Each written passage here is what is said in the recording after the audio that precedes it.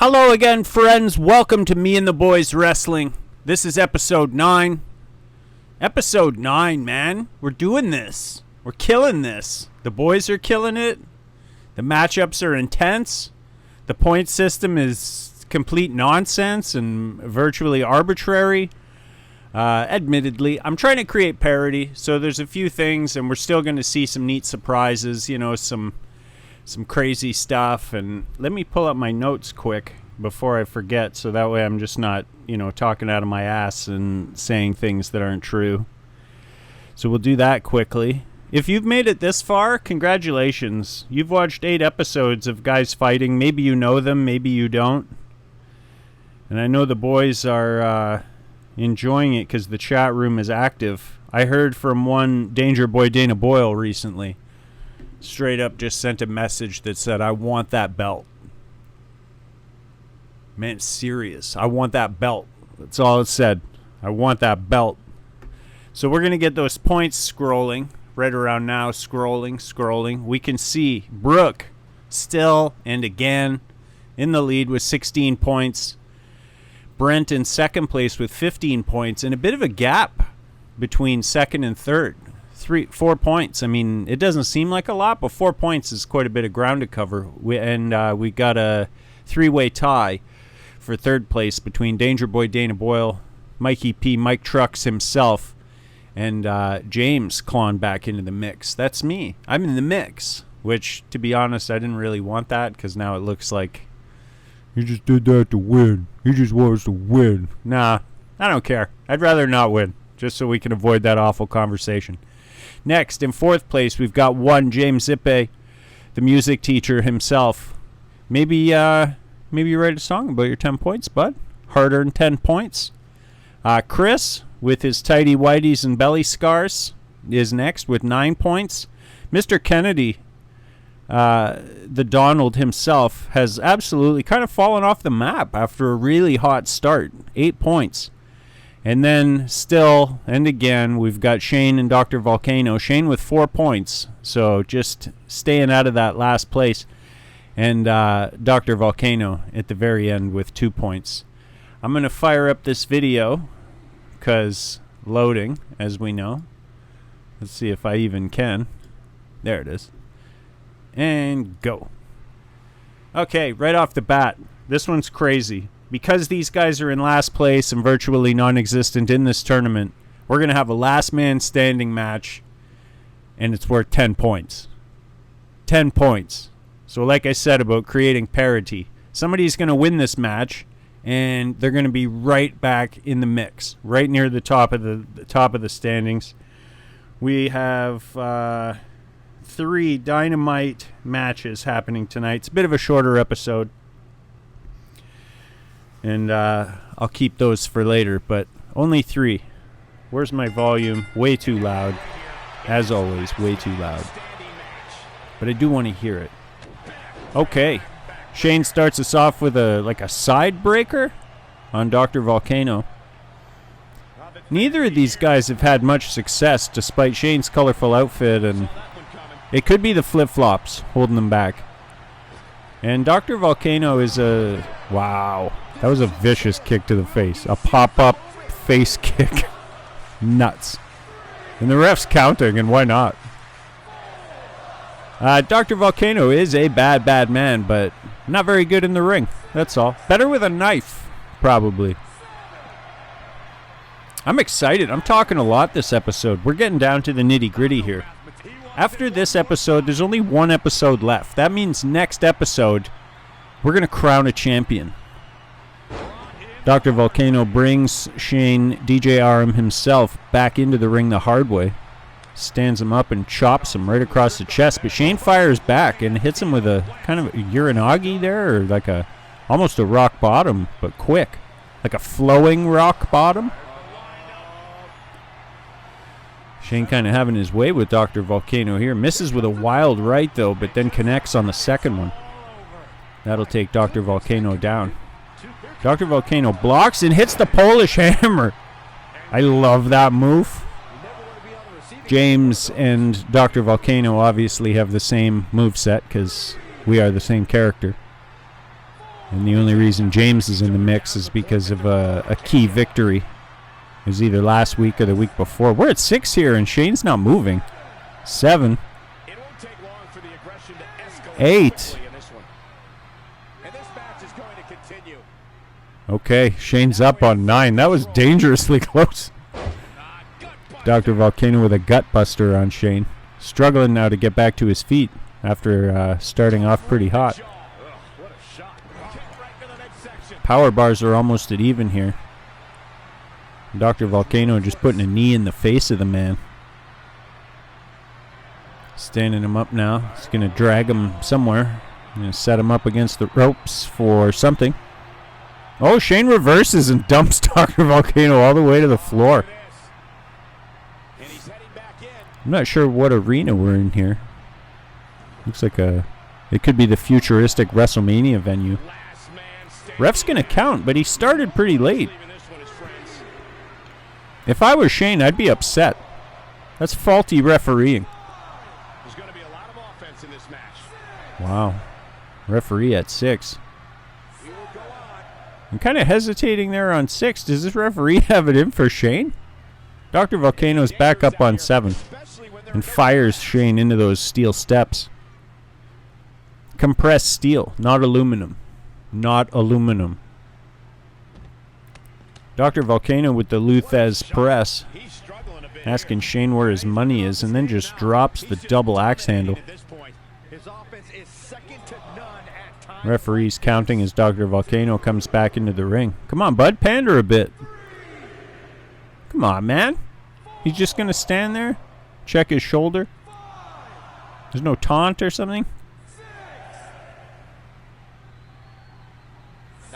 What's with that pause there? After 6. Shane whips Dr. Volcano till there's nowhere to go, and he just cues the fall down animation. But Dr. Volcano punches and kicks back and hits a DDT on the hard floor. Cement. That's concrete. That's forehead versus concrete. Let's see if that's going to be enough. 10 points on the line. Now a pause after 7, and Shane's back up. Dr. Volcano's got Shane up for another gut buster. This match can end on the floor. Dr. Volcano just smashing Shane's head into that cement, that hard cement. Let's see if that'll be enough.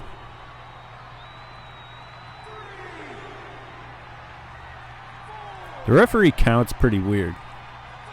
Let's listen for the pause after 6. Oh, no pause this time, just to make me look like a liar. And this match is going to continue. Shane again up on 9. Couple of close calls. Shane whips Dr. Volcano back into the ring. And just hammers him in the back. And a snapmare takedown. Just another kick to the back. Gets out of dodge there. And dodges an attempt by Dr. Volcano, who now throws Shane to the outside and follows him out. And he's going to let the ref count. I don't think that's going to do it. I hope that's not going to do it. That would be a terrible finish. That's a finish from 1976, when going over the top rope was a massive deal.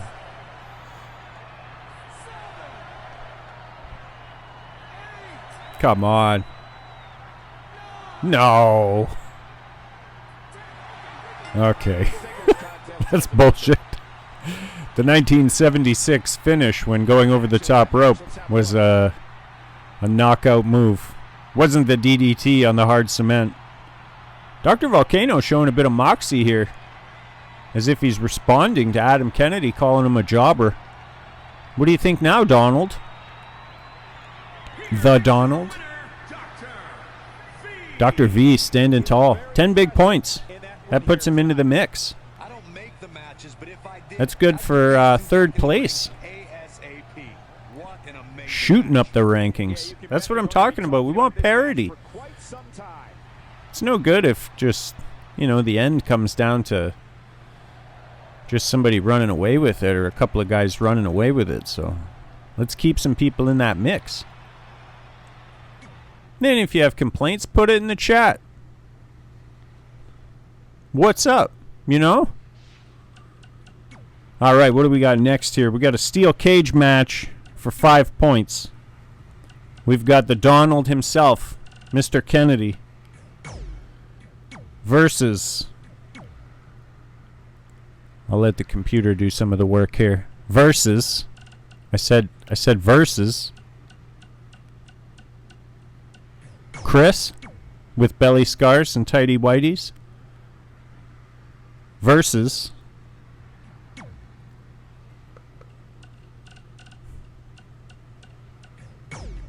Mr. Music Teacher, the one James Zippe, one half of April 2008 Acoustic Band of the Month. Just as a piece of trivia there. Partnering up with the other half. Actually, not partnering up, but the other half have yet to be decided. James Owen Brown. Again, Acoustic Band of the Month, April 2008. 2007? 2009? I'm not sure. Amateurartist.com. Or amateurartist.com. We always had that debate of which it was. It's a very funny story that goes with that, but I won't tell it because we got action. And it might be offensive. I don't know. Either way, that's something that happened. So, we got a four-way dance here. Fatal four-way, I guess, in the steel cage. So just escape the cage. Maybe pins count, maybe they don't. I don't know. If you watched the last episode of Fantasy Booking, we had a situation where some of the pins were counted, and the referee would go down and count to 3, but then some of them he just wouldn't. So initially he wasn't counting them, and obviously because you have to escape the cage. But then the finish was somebody getting pinned for 3. So I don't know what the hell went on. So always a crapshoot with WWE 2K20. I'll take this time to say please like and subscribe to my channel for all sorts of online digital wrestling action that may or may not make any sense to you. But we have fun here. I have fun doing it, so that's all I care about. Plus, wrestling sucks right now. Like, it legit sucks. AEW is getting stronger and WWE is getting weaker. Look at Zippe just teeing off on Chris. There we go. Me and yet to be decided double teaming Chris. James is going up the cage. Thought he could slide one through, but Mr. Kennedy is not going to let that happen. James got Chris up here for a flapjack. A flapjack slam. Now Kennedy's going to take a crack. Zippe hits Chris with a suplex. Kennedy's initiated the mini game. This would be quick. James is going to interrupt. Return the favor. How do you like that, Kennedy? Chris reverses Zippe here. Slaps him down to the ground. He's going to smash James's knees into the steel cage and fire him off the side and go for a pin, but see, the referee's not counting that. You got to escape. Let's keep that in mind in case this match ends with a pinfall. James reverses Kennedy, kicks him in the stomach and puts him up on his shoulders for a gut buster. And Chris just hammers Zippe right in the mouth.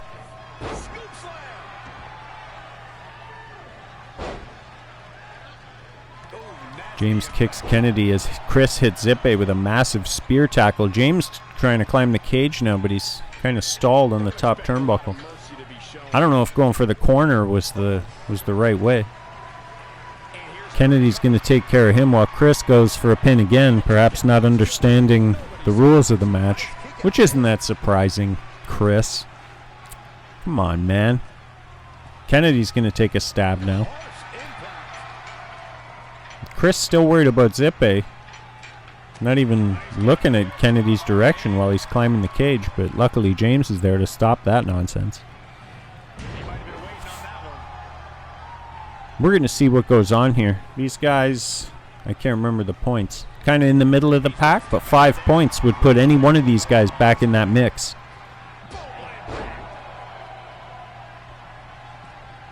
And good enough for a share of the lead, too, for some of these guys. 8, 9, 10, 11 points, I think, respectively. So if James were to win this, that would tie him for first place. That's not bad. James trying to powerbomb Chris, but Chris reverses. And Zippé's got Kennedy up for the big Falcon Arrow as Chris hits a massive choke slam on James. Zippé goes for a pin on Kennedy, but no ref to count it. And Chris breaks up the pin anyway and picks up Zippé and just hangs him out to dry on that top rope. And with everybody down, Chris is going to take a shot at climbing the cage now. Smart move. And initiate that minigame. And he flies through the first half of the minigame. He's halfway home. And is anybody going to... Nobody's going to do anything about this. James going up now. Well, Kennedy decides to punish Zippé instead of trying to win the match. James is just punching Chris up on the top of the cage. He's actually straddling the cage. And James is going to force him back over. Oh no, we've got a problem here, guys. James still slugging away at Chris while Kennedy's got Zippé on the top rope for a backbook suplex. Backbook superplex. Now James is straddling the cage, but Kennedy's going up after him. We'll see if he can stop that momentum. And Zippé attacks Kennedy, who's just trying to save the match. James has got one leg over. Chris is going up, though. Can Chris pull him back over? Chris breaks up the animation scene. Now we got Zippé going to the other corner, and there's nobody to stop him. James kicks Chris right off the ropes. Now it's a race between Jameses. Which yet to be decided member is going to make it to the floor. Chris breaks up the animation. Nobody worried about Zippé. Zippé, the music teacher, is on the outside. All he has to do is drop. And he's going to do it. Zippé's going to win this match, pick up 5 big points. That's going to put him in the top 3. I believe tied for second. I think that puts him at 15, tied with Brent. And we see the replay of Chris hitting that spear. That's nasty. And Kennedy punching James right in the calf. While Chris goes for a pin. Evidence of his stupidity. Zippé sneaks outside the cage. Just like that. Kennedy's just standing there looking at him. Nothing you can do about that, bud. Zippé exhausted after a massive cage match. And a well-earned 5 points. In this fatal four-way match, without a doubt, he is among the most dominant guys on the W. All right, this is our main event, friends. We've got a Falls Count Anywhere match, which means the action can spill out into the crowd, into the ringside area. I mean, maybe we'll get backstage. It doesn't happen very often. And we're going to see that happen between our top guys. We are going to see Brent with 15 points currently in second place versus Brooke and 16 points currently in first versus Danger Boy Dana Boyle, who has, I believe, 11 points. And Pettit might be the other guy in that mix with 11 points. I can't remember. This is a Falls Count Anywhere match for 3 points. So that's going to give the guys at the very top a chance to pull away even farther. And it's going to give somebody who's in that, that second tier a chance to climb up to that top tier. Get yourself within a point or two of the lead. This is a good matchup right here. Falls Count Anywhere. That means there's no DQs. So weapons, I believe, are legal. I don't think there's rope break. Maybe. Maybe, though. I'm not positive on that. I hope somebody gets dragged all the way to the back. I hope we get out into the parking lot and whatnot. That's what I'm in this for. I also am excited to see Mikey P up on the top rope doing the sobble wobble. down onto somebody very hard. That's something we got to do. We got to rename the finishers. If I'm going to keep this up, I want the finishers renamed. Some of them are good so far, but some of them don't have names yet. And we definitely need to settle the fact that Brent and se1ep both are using the Falcon Arrow as a finisher. We got to figure that out. Danger Boy fires Pettit out down onto the floor as Brooke gives a snake eyes to Brent in the corner. This is our main event, friends. The upper echelon of talent here at Me and the Boys Wrestling, duking it out for 3 big points. And just to remind you, this is going to wrap up next episode. At the end of the next episode, I've been pretty consistent about the week. I don't like to make promises, but probably in a week, we are going to know. We're going to see one way or the other. Brooke with that standing Spanish fleet. That's absolutely ridiculous. I'm going for a pin, but it's too soon. Brent's not going out like that. Danger Boy pandering to the Wasteland crowd here with Pettit down on the floor. Pettit fires Dana back into the ring. Oh, as Brooke gets reversed by Brent. And Pettit now going to work on Danger Boy. Brent drops the leg on Brooke. Now he's going to go for a pin. As Pettit fires Dana down onto the floor. And then tells him to get back in the ring. Brent takes a shot at Pettit, but Pettit's on his way out, so he missed. But that opened the door for Brooke. And it's another snake eyes on Brent in the corner. Brooke going for a pin now, but that's not going to do it. I guess they will be trying to break up each other's pins, too, which is always makes for mayhem. It's been pretty much all Danger Boy versus Pettit and Brooke versus Brent in the early goings of this match. Pettit slides out after him. Brooke again hits that standing Spanish flea. That was not a replay, friends. Brooke's got some of the sickest moves in the game for sure. We see Pettit fire Danger Boy into the steel post. Brent and Brooke, that's our first and second place battling it out. Look at Pettit with a crazy combination, ended up with a Pele kick on Danger Boy. As Brent just straight punches Brooke in the face. Kicks him in the chest a couple of times for good measure.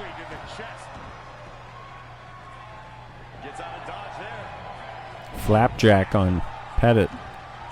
And Brent fires Brooke down to the floor as Dana goes for a cover, but it's too soon. Too soon, boys. Pettit with a great flipping armbar thing. Pettit's got that unorthodox offense. Makes him so exciting to watch. Brooke with another standing Spanish flea as Dana delivers a suplex.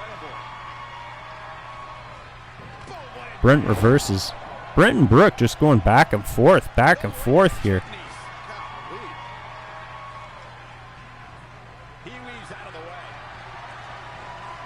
There goes Brent over the top rope while Pettit again with that armbar, and Brooke's trying to stop that because you don't want Danger Boy to tap out. Now you lost the match, you're not even involved. We're going to see Brooke maybe go to work on Pettit. Just fires him out to the floor. Brent clobbers Brooke in the stomach and hits the Luthez press, and where's my money? Still, we're back to Brooke versus Brent and Danger Boy versus Pettit. And Pettit goes into those steel steps real hard. Brent taking a minute there, take a breather as Danger Boy falls into the dirt. Danger Boy fires Pettit into the steel steps.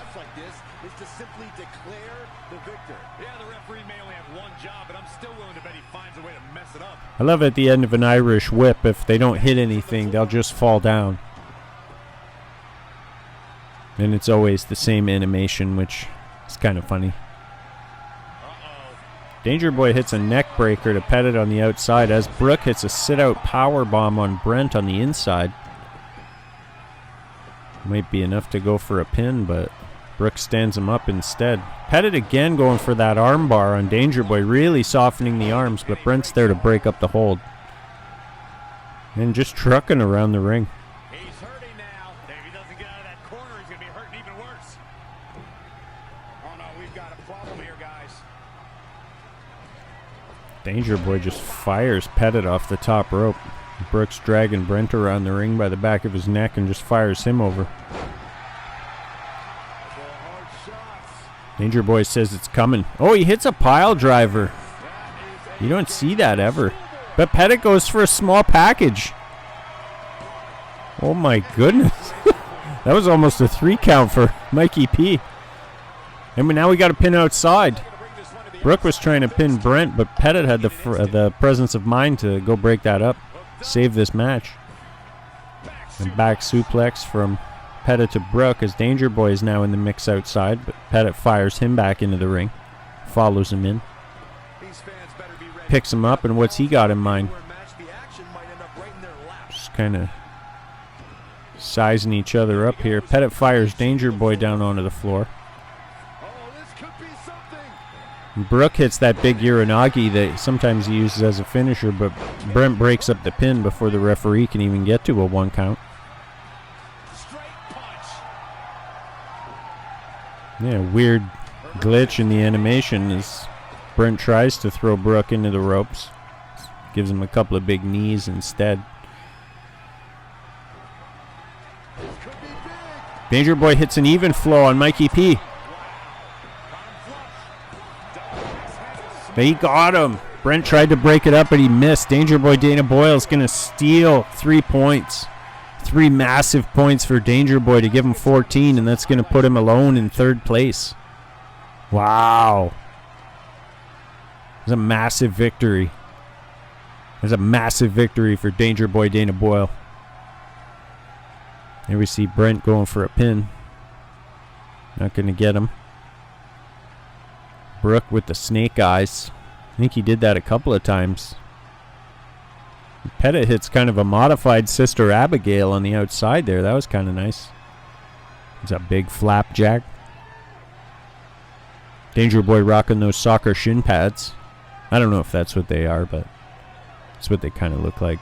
You see a massive power bomb, knee to the face combo.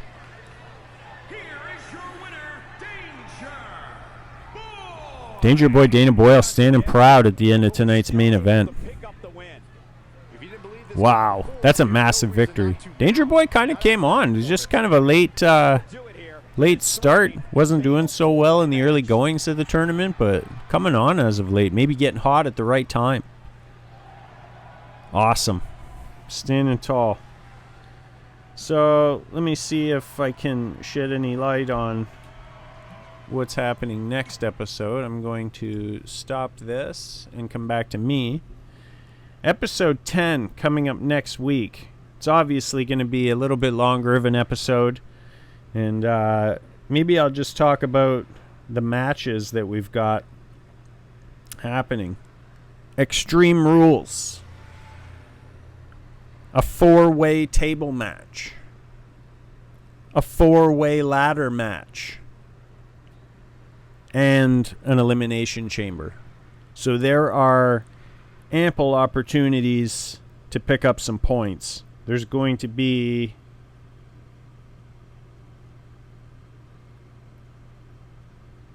a potential 29 points just up for grabs between all these matches. So a lot of parity, a lot of excitement. There's only 1 week left, and we're going to crown a winner of the Me and the Boys title and the Me and the Boys inaugural tournament. This is Season 1. This has been Episode 9. I want to remind you, please like and subscribe to my YouTube channel. If you're enjoying this content, put a like on the video. Show me some love. Make a comment, Hey, do you want to be in Me and the Boys? I could make you, probably. I could try. And then you could have your own avatar in here. So if that's something you're into, shoot me a message. Let me know.